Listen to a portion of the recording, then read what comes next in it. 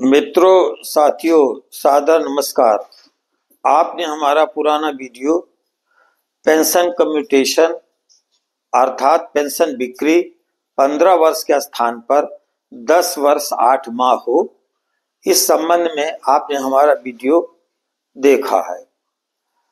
हम आपसे पुनः अब निवेदन कर रहे हैं कि अब हम इस वीडियो में आपको बताएंगे कि सरकार शिक्षकों और कर्मचारियों, राज्य कर्मचारियों, बैंक कर्मियों, LIC के कर्मियों के साथ कितना अत्याचार अन्याय कर रही है, ये पूरी बात हम वीडियो में बताएंगे। ये भी बताएंगे कि किस राजज्ञा के तहत 15 वर्ष पेंशन बिक्री का आदेश दिया गया था और वो कब समय था, और सरकार किस तरह से साहूकारी प्रथा की तरह हम सभी शिक्षकों कर्मचारियों से पैसे वसूली कर रही है। आप हमारा सब्सक्राइब करके समर्थन कर दीजिए, इसमें आपको कोई पैसा भी नहीं लगता और हम पूरी लड़ाई लड़ रहे हैं।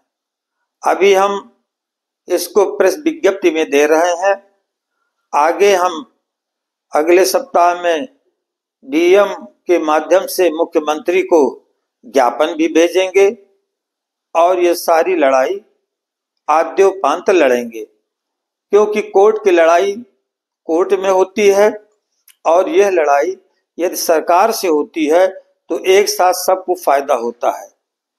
कभी कोर्ट आदेश कर देता है, कभी कोर्ट आदेश नहीं भी करता और वो घुमा देता है कि कम्यूटेशन करते समय आप ही ने तो उसमें हस्ताक्षर किए थे, और जब 15 साल का अनुबंध है तो इसे अब कैसे समाप्त किया जाए।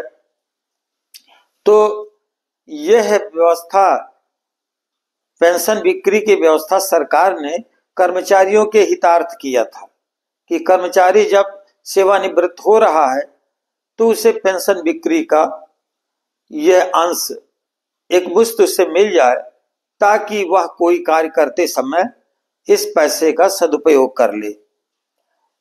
और उस समय यह आदेश हुआ था 23 जुलाई 1987 को।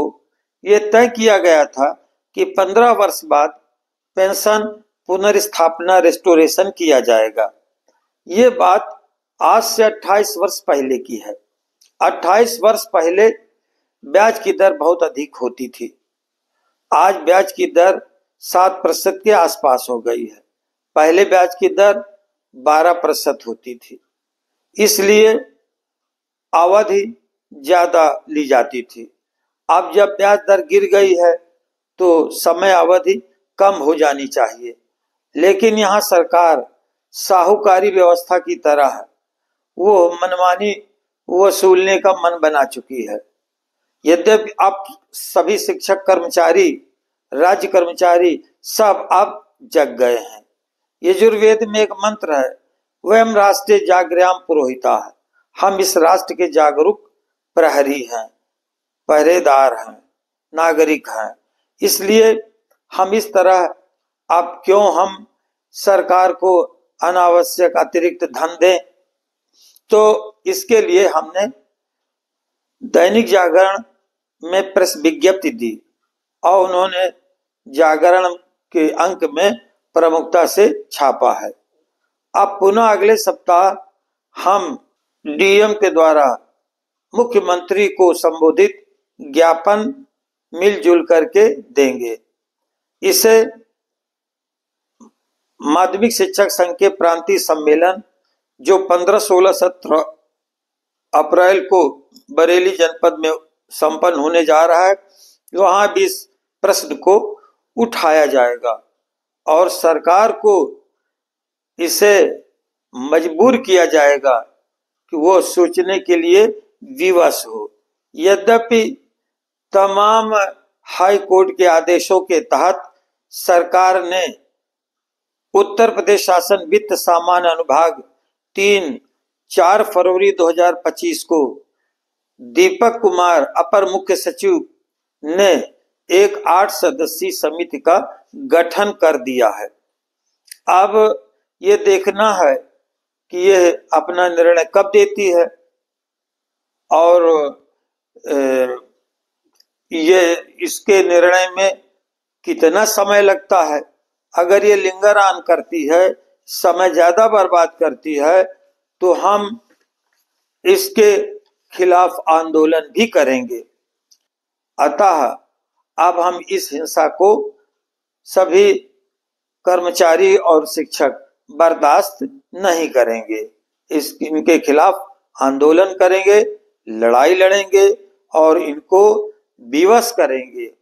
इसलिए आपसे हमारा अनुरोध है कि आप लोग अभी न्यायालय में न जाइएगा। अभी सरकार से दो दो हाथ किए जाएंगे, इसके बाद जब नहीं होगा तो अगली रणनीति फिर तय की जाएगी। तो पुनः आपसे निवेदन है कि आप इस चैनल को, संघर्षशील चैनल को आप सब्सक्राइब करके समर्थन दीजिए।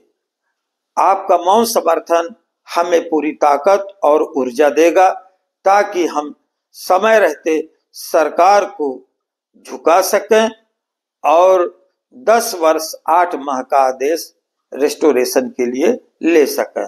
बहुत बहुत धन्यवाद। जय हिंद, जय भारत।